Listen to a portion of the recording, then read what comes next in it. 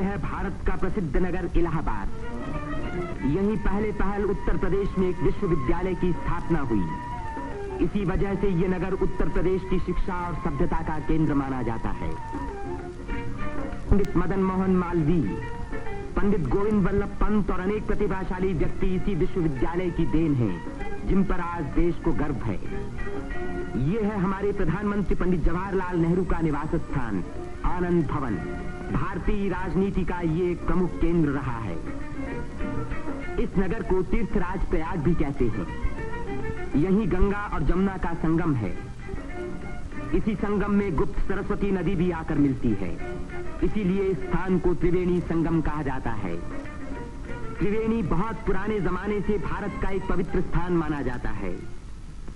सृष्टि की रचना की शक्ति प्राप्त करने के लिए यहाँ ब्रह्मा ने यज्ञ और तपस्या की। लक्ष्मी की प्राप्ति के लिए विष्णु ने भी यहीं तपस्या की। यहीं स्नान करके भगवान शंकर ने त्रिपुर राक्षस के वध करने की शक्ति प्राप्त की। और यहाँ महात्मा बुद्ध ने संसार को सत्य का संदेश भी सुनाया। समुद्र मंथन के बाद जयंत के अमृत का घड़ा लेकर जाते समय एक अमृत कण छलक कर यहाँ गिरा और तभी से इस स्थान पर कुंभ मेले का महान पर्व आरंभ हुआ। इस वर्ष भारत का सबसे बड़ा कुंभ मेला इसी स्थान पर हुआ।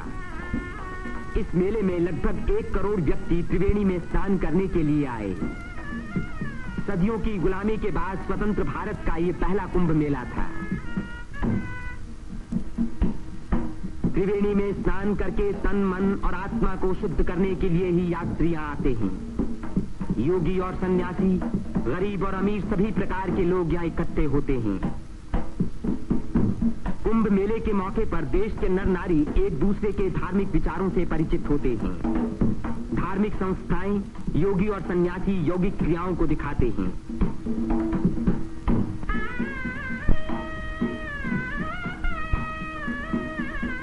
मेले के धार्मिक रूप के अलावा उसके दूसरे दृश्यों में सुंदरता और स्वतंत्रता का रंग चमक रहा था। रंग बिरंगी चूड़ियां, देवी देवताओं की मनमोहिनी मूर्तियां,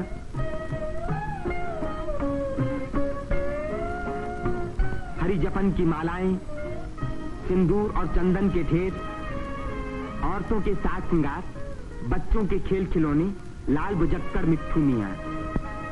जगह की कमी के कारण ज्यादा लोगों के रहने का इंतजाम गंगा के पूर्वी तट पर झूसी की ओर किया गया। वहां से शेष मेले तक आने के लिए भारतीय सैनिकों और उत्तर प्रदेश सरकार के सार्वजनिक निर्माण विभाग ने पीपों के 6 पुल बनाए।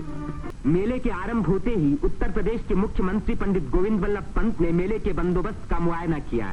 हमारे प्रधानमंत्री पंडित जवाहरलाल नेहरू ने भी मेले के इंतजाम का निरीक्षण किया। इस दिन अपार जनसमूह यहाँ इकट्ठा था।